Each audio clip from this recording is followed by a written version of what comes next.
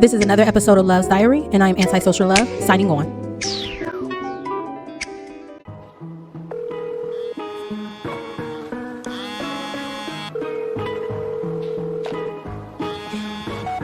Your call has been forwarded to an automated... All right, my Love After Lockup fans, we have Shonta and True in the love seat today. Now, as we all know, Shonta and True, they unite after he's done 13 years in prison. Upon his time in prison, that's when he met Shonta and they began this love affair via telephone. As he mentioned, he never seen her until he was actually released from prison. So they spend a amazing night together, or so we think, and she wakes up and finds that True is gone.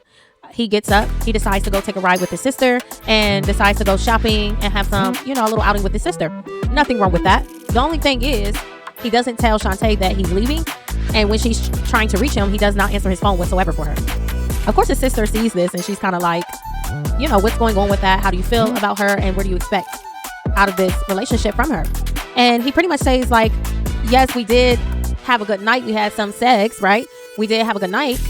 However, before that, she was giving him a lot of attitude. Now, it's very ironic because, once you have bedtime, you think everything that you were arguing about prior is put to rest. But unfortunately, that is not always the case. It looks like he was still holding on to his inhibitions and he was still holding on to what happened prior to the bedtime. And that was, he wanted to go out more. He wanted to get out the house. And, he's fresh out. So he wants to go explore and see things he hasn't seen. And Shonta really just had a, night just planned for just them two to be together.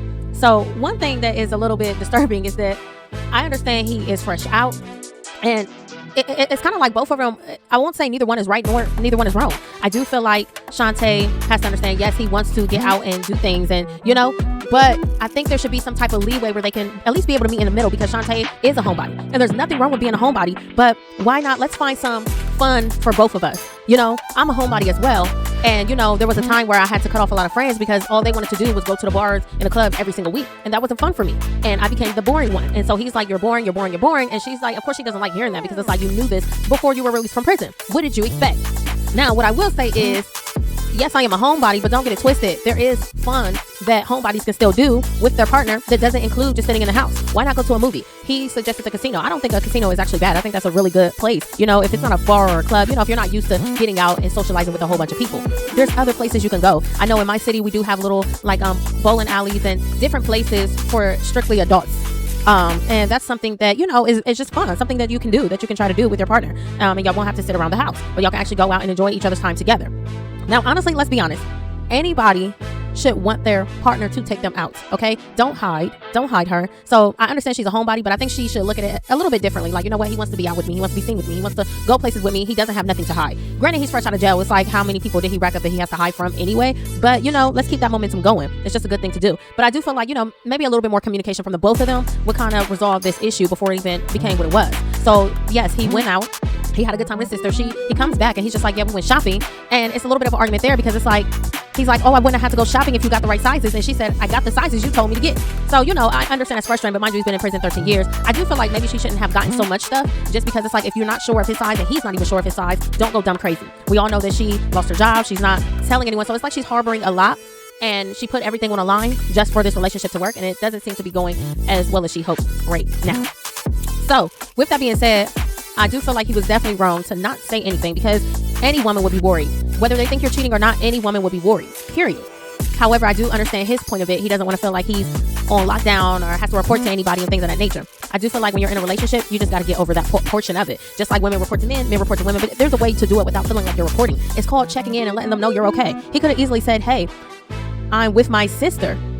He could have easily said, hey, I'm with my sister. And I'll catch up with you later. And that would have been perfectly fine. Why not? And whether she liked it or not, at least he's showing some sort of respect. So another thing that I noticed is Shonta is like, you know what? Since I bought you that phone, if you don't answer my calls from now on, I'm going to turn the phone off. And I thought that was interesting as well because it's like, I think women and men, they get caught up in this game of control. And you got to understand, now people get control and respect confused because I feel like she wants respect, but she's trying to get it in the form of control. My thing is, if you do turn off his phone and you keep playing that game, what's going to happen is once he does get on his feet, he's going to get another phone. Once he gets another phone that you can't control, you're still going to want respect. So I think she's really wanting respect, and she's trying to use control as a form of respect, and you can't do that. He can't do that. She can't do that. And another thing is like when he comes back from his outing with his sister, for her it's like, where's your clothes?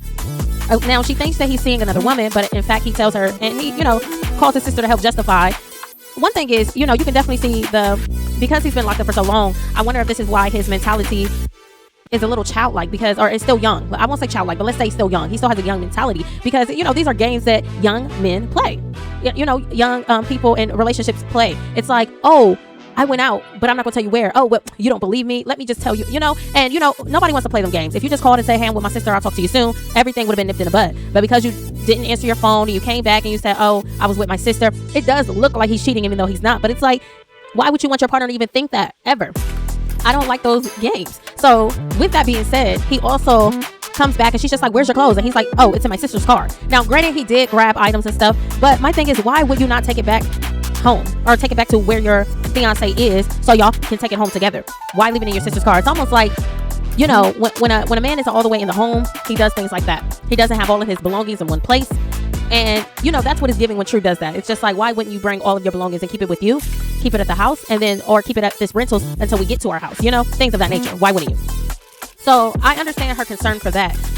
And then, of course, he goes out to eat, make sure he's eating and he's good. And he doesn't bring Shonta back anything. And I would suspect that is rude too, because it's like, in a one-sided relationship, you have one, and I'm not just going to say just women or just men. In a one-sided relationship, there's always that one partner that always includes the other person, but that person does not always include them, including food. No matter what, if I'm starving, I'm hungry, and I got to eat, I'm going to make sure you eat too. If I'm not eating, and I'm starving, I'm not just eating for myself and leaving you out. I'm trying to make sure we're both going to end up eating or be good.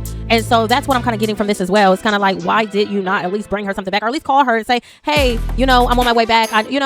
And my thing is, it's like you're building up this frustration. She's going to go off. But honestly, like I said, all of this could have been nipped in the bud from the jump had he just said, hey, I'm out with my sister. I'll be back in a few. I'll call you soon.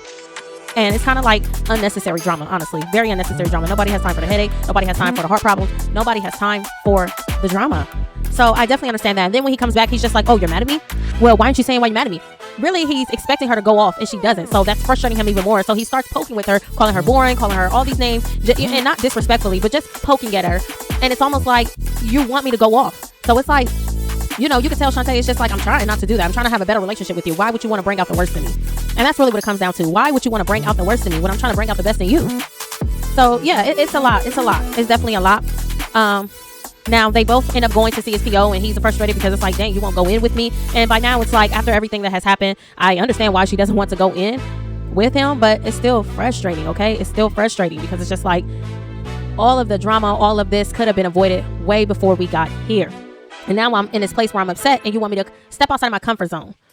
So another thing I want to mention is when he first came out, he wanted to take her to the sex shop and take her to all of these places, and her thing was she's stepping outside of her comfort zone yet again, doing things for him. She lost her job over being in a relationship with him. She's losing a lot trying to be in a faithful relationship with him. So that's definitely something to pay attention to, because you shouldn't be losing everything in order to be with somebody. They should be able to build you up in certain areas as well. If I'm down, you should be able to help me when I'm down. And when you're down, I've been holding you down this whole time. So it's kind of like, it's given one-sided, and hopefully they can communicate and reconcile whatever differences they have, if they do, in fact, indeed plan on being together and eventually getting married. But that is all I have for you again today, guys. And as always, love always.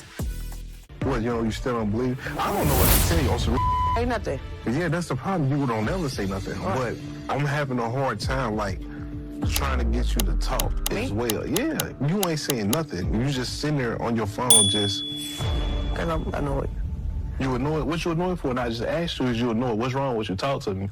And you ain't saying nothing. Oh, nothing. It's cool. I'm cool. I'm You're too shy, boring. No offense, but okay.